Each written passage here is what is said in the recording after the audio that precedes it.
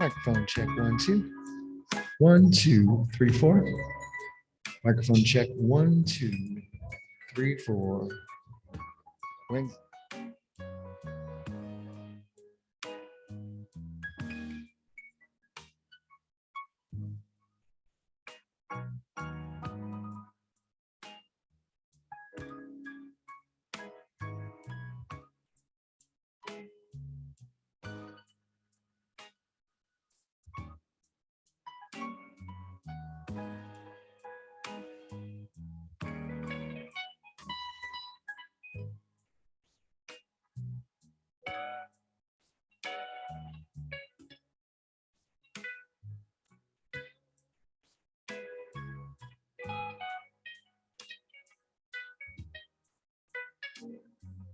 Microphone check 1, 2.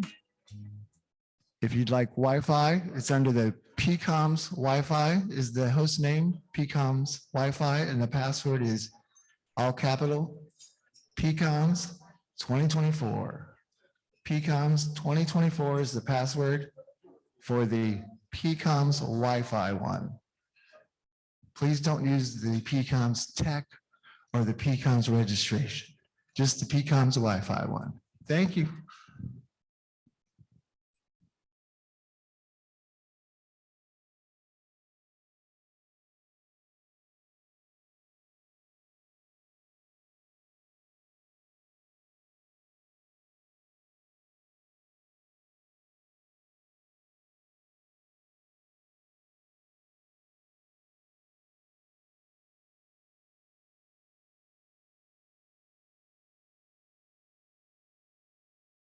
You're unmuting issue.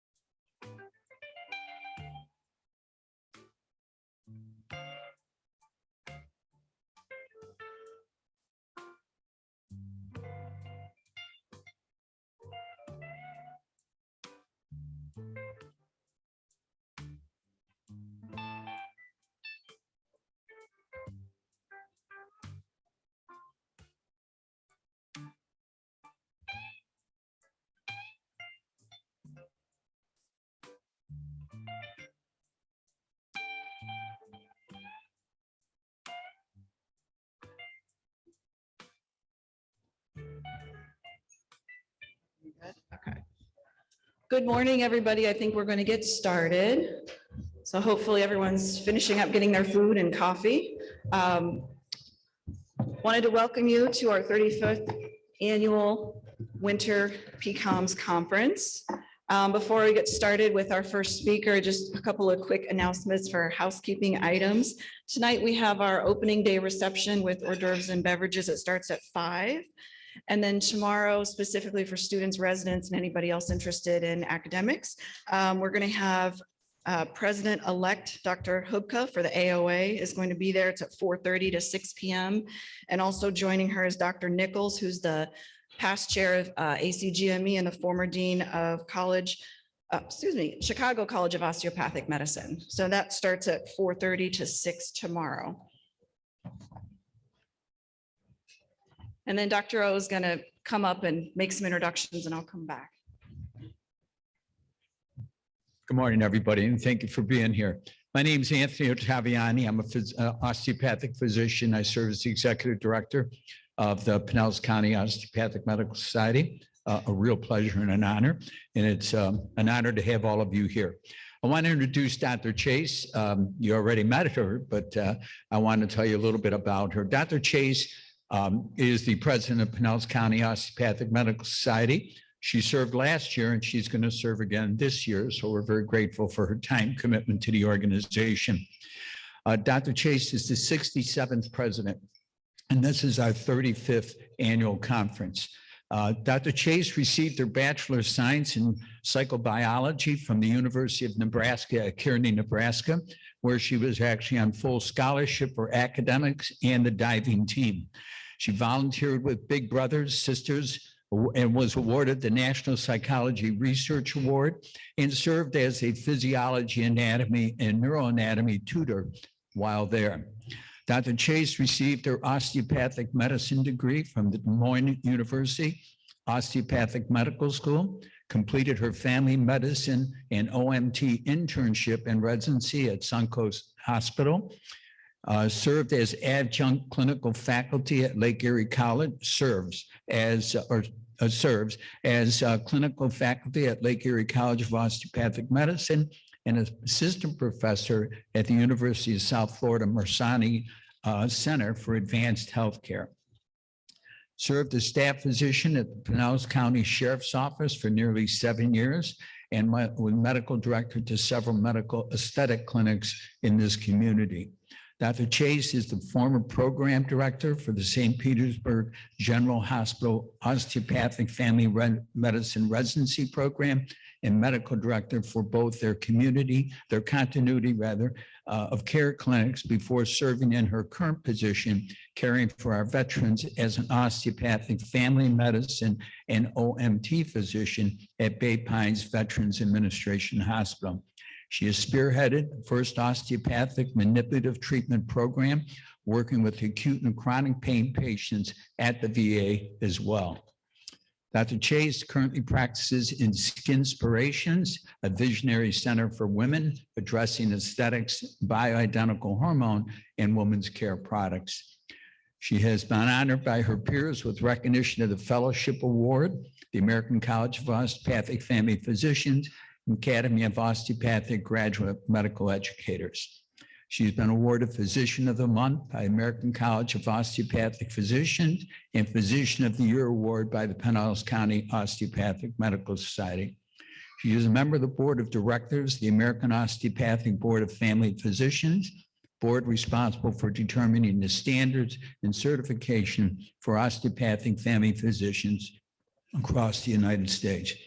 She also serves as the current AOA, OMT, Conjoint Committee representative, chair of the Early Entry Exam Committee for the American Osteopathic Board of Family Practice, and chair for the Young Physicians Committee of the PCOMS. Currently vice chair for the American Osteopathic Association Distinct Osteopathic Examination Committee, which oversees and creates osteopathic manipulative treatment exam for all osteopathic specialties in the United States.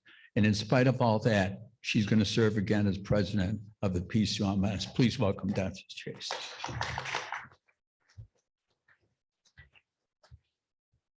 All right, good morning again. So every year, it's always my pleasure to announce our first speaker, one of my favorite speakers, Dr. Robert Hasty. So please let me share some words about him, make him endure what I just had to endure. I was saying to him on stage, it's not about the accomplishments. It's more that when you're asked to come to a project or a duty or somebody has a need, it's more about saying yes and being a good osteopathic physician. So I'm the kid that always says yes, as is Dr. Hasty. So back at you. Okay, so Dr. Hasty graduated from the University of Miami with honors as a triple science major in biochemistry and molecular biology, chemistry, and biology. He received his Doctor of Osteopathic Medicine at Nova Southeastern University, Kiran C. Patel College of Osteopathic Medicine, followed by an internal medicine residency at Mount Sinai Medical Center, Miami, where he was recognized as Resident of the Year Award for 3 years consecutively and received the Howard Kane Resident of the Year Award. He was the first osteopathic physician to win that award in over 40 years of academic medical training at Mount Sinai. He also served as chief intern as well as chief resident during his training. Dr. Hasty began his career as a hospitalist and internist for Cogent Healthcare at Lee Memorial Health Systems in Fort Myers, Florida, where he became the associate lead physician for Cogent Healthcare. Dr. Hasty always thought of entering academic medicine and joined NSU College of Osteopathic Medicine in March of 2005. He is the founding program director of the Palmetto General Hospital Internal Medicine Residency Program, as well as assisting the development of several other graduate medical education programs. He served as vice chair of the Internal Medicine Department at NSU. He was awarded the NSU Stewie Award for Co-Curricular Advisor of the Year. He was the recipient of the coveted Golden Apple Award by the graduate class of NSU COM in 2008, and again in 2009 and 2011. In 2013, Dr. Hasty became the Vice President of Medical Education and Regional Associate Dean, and later as Associate Dean for Postgraduate Affairs for Campbell University Jerry M. Wallace School of Osteopathic Medicine in North Carolina. During his tenure at Campbell University, he created 383 residency positions in 20 programs at 7 organizations and led the university to be awarded the AOA Star Award for strategic planning that has created medical education opportunities in North Carolina for the next generation of osteopathic physicians. He has served on various boards and is currently president of the American College of Osteopathic Internists and is an active member of the Association of Osteopathic Directors of Medical Educators. He is the founding dean and chief academic officer of the Idaho College of Osteopathic Medicine, Idaho's first medical school. Dr. Hasty is also the founding dean and chief academic officer for the Orlando College of Osteopathic Medicine. Dr. Hasty is board certified in internal medicine and is a fellow of the American College of Osteopathic Internists, as well as the American College of Physicians. He is a frequent lecturer in prevention of medical errors and also lectures for PCOMS every year, which we very much appreciate. Please join me in welcoming Dr. Robert Hasty.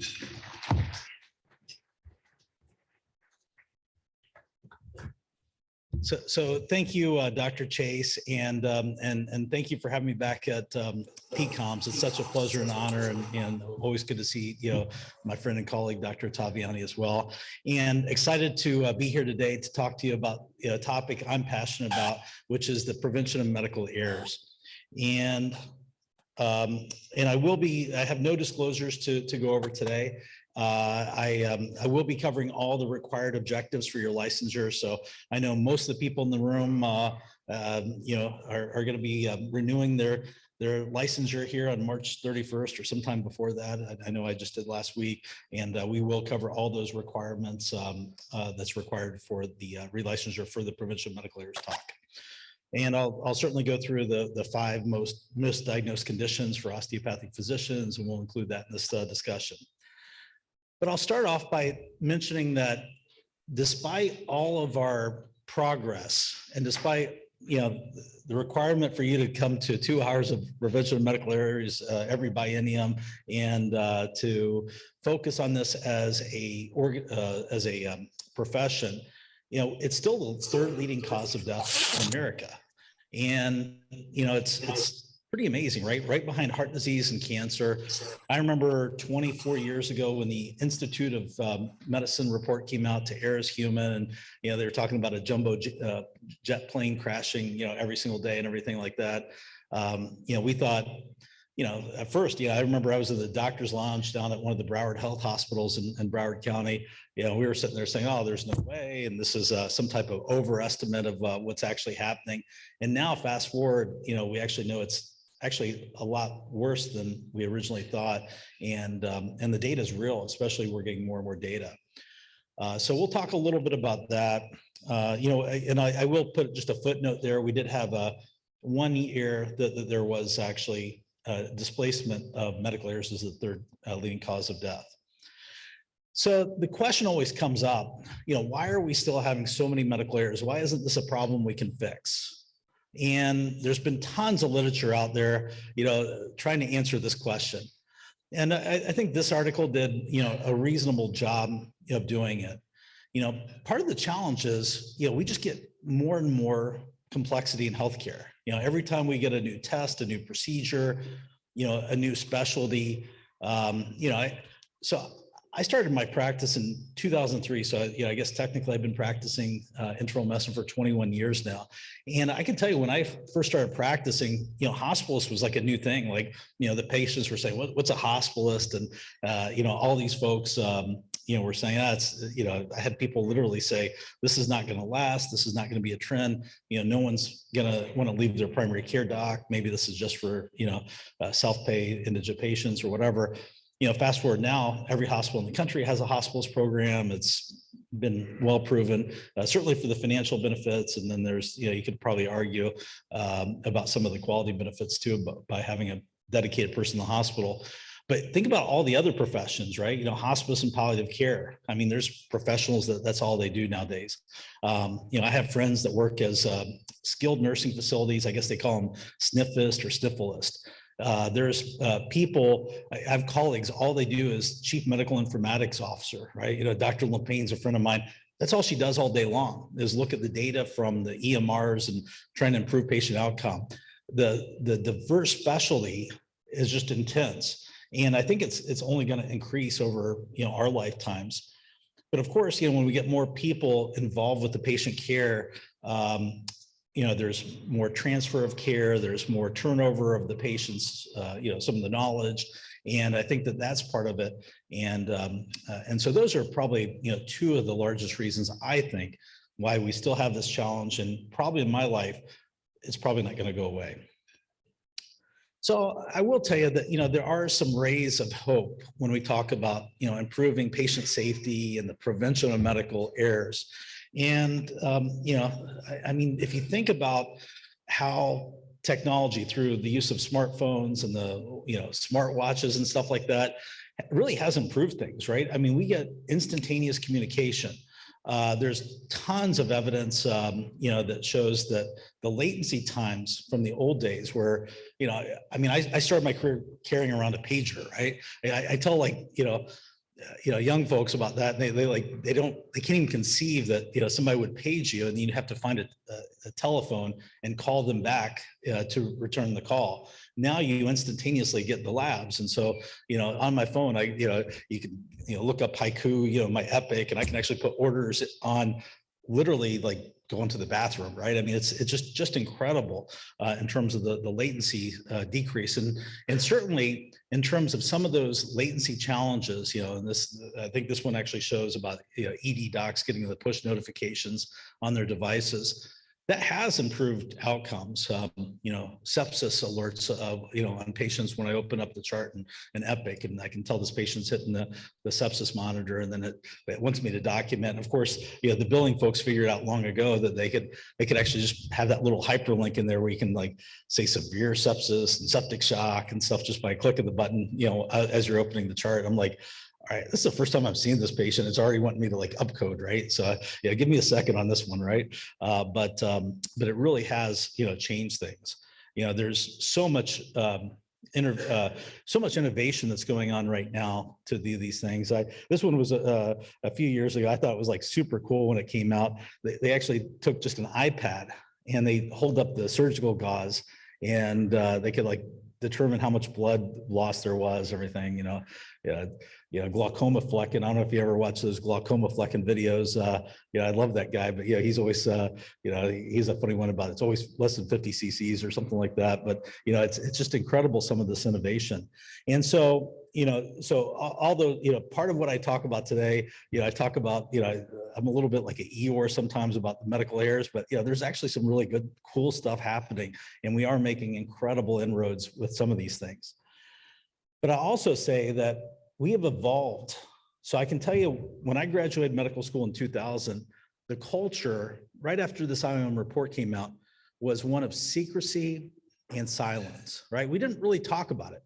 We thought part of our professionalism, was that we needed to uphold this public, image of what a physician is. If you think about it, the public image of a physician, say 20, 30, 40 years ago, I mean, it was up there, with clergy. Not, all clergy's done so well, over the last few years, but certainly physicians have not done nearly as well as we have before. I mean, don't look under the emperor's clothes, right? You don't know what they're wearing. And sometimes, I think that, we've been kind of a victim to some of that as well. But, part of professionalism is to embrace mistakes, right? Is to embrace improvements and feedback. And so I think that we have evolved. And so, I think that as we move forward, we actually have evidence that by embracing these things, and having a program when you do have these terrible medical errors that were involved with the healthcare, disclosure to the patient, plus an apology, plus an offer, has actually been shown to decrease medical malpractice, improve satisfaction, et cetera. So, it's very different, right? In the old days, somebody created an error. Oh no, don't let anybody know. What happened was, the person never got acknowledgement. They felt unfulfilled. They knew something bad happened to them. They knew an error occurred, and then they go out and they call, Morgan and Morgan or whatever, right? And here, this is kind of a way of addressing these things a little differently. And I can tell you, I was in that kind of the previous camp, right? I mean, to me, being a doctor was like the best thing in the world, right? And it is still to this day. I mean, being a physician, I couldn't imagine not being a physician, right? And there's nothing more noble than being a physician. And, to protect that as a profession meant so much to me. But I also know that, we evolve as a profession. And I think that this is, one of the healthy ways. And there's evidence-based that you do have better outcomes when, these things, obviously you want to prevent all these things from happening, but when they do occur, there are better ways. I'll never forget, it's, I was talking to Joe Kasperzak, a little while ago, and, we can only see farther as a physician because we stand on the shoulders of giants. And I'll never forget, one of my favorite mentors, used to say, own your errors. And I think that's kind of true too, right? I think that, when we try to become real defensive as physicians, which, is a natural tendency, I think, as physicians in general, because we always had to defend ourselves in training, right? I think, when we do make those errors, we own them. And, that helps us improve, but it also has been shown from evidence-based perspective to have improved outcomes, with patients. Now, we are required to do something called a root cause analysis, or an RCA. This is one of those things that, and by the way, I've taught on a lot of different things, in my career, but this is like the only one that I can actually have ever been involved with where the state actually sets the objectives, the learning objectives, and the curriculum for the talk. But one of the things they want us to learn during this is the root cause analysis. And so a root cause analysis is really looking at one of these terrible cases. Some hospitals will still call it code 15 because years ago they would have 15 days to respond to ACA for Medicaid and things like that, or a sentinel event, right? Joint Commission, has always defined these as sentinel events, these really bad things happening, wrong side, wrong patient procedure, et cetera. So the idea with the root cause analysis, and you guys could do this, if you're a solo practitioner, if you're working in a medical group, if you're working in a big hospital system, some of you have been involved with these, and some of you certainly could just do this. But all it really is, when you have something bad, okay, let's do some data collection. Maybe it's, wrong site procedure in the middle of the night or something, a routine surgical instrument after a lap appy or something.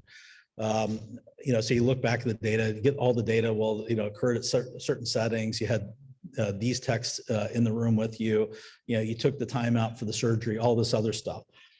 Then you want to do some causal factor charting, right? Okay, maybe this happened here because it was a 2 a.m. case. Maybe it happened here because I got an incorrect instrument count, from the surgical techs.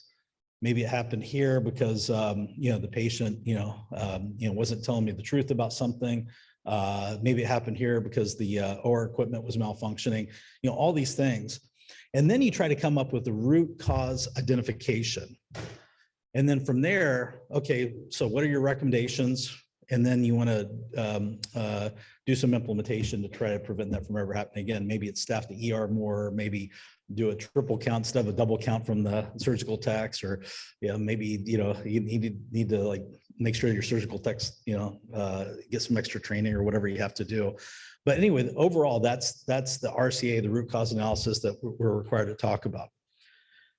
But I'm going to show you this, and this is data that's been ongoing for years and years. And they've looked at this in multiple different arenas, multiple different studies. Why do all these really bad things happen? What's the root cause of these sentinel events and these medical errors? What's the number one reason? Over and over again, it's the same story. Communication is the number one cause of sentinel events in America. And so, I'm not talking about whether or not you end your sentences with a preposition, right? I don't think any patient ever died from, what my sixth grade English teacher would consider poor grammar. But we're talking about the very basics of communication. Did that person get the information? Did they act on that information because they understood that information? But if you look at the other things in here, procedural compliance, following procedures, that's important, right? That's number two. If people just did what, we're supposed to be doing, sometimes that fixes it. Staffing is also a major issue, right? Making sure that you have the appropriate staff. And, and it's amazing, right? I've gone around the country and, being involved with medical education, I've talked to, literally hundreds of hospital CEOs and been in, hundreds of hospitals across the country, looking at things. And I can tell you, those hospitals with the 5-star CMS, man, they staff appropriately. The ones with the 1-star CMS, man, they are understaffed every single time. And then the last thing is organizational culture. One of my associate deans says, culture trumps everything. And, if you have this cynical culture and, your work environment and stuff, I mean, it can just suck the life out of everything. And what happens is, patients can become victims of the organizational culture. So, again, there's things that you can do for all these things in your organization. And, and believe it or not, organizational culture, making sure that everybody's being kind to each other, treating each other with respect and professionalism does make a difference. It saves lives in a healthcare setting. So there's something called closed loop communication. And when we talk about, communication, it's amazing. I'd never heard this concept when I was in medical school, but now it's one of the fundamental aspects of basic physician communication, closed loop communication. And all closed loop communication means is, did the person get it? And was there a feedback mechanism? So, we've all had that experience, right? You text somebody, some piece of information, or you email somebody and you never get that text response back and you don't really know.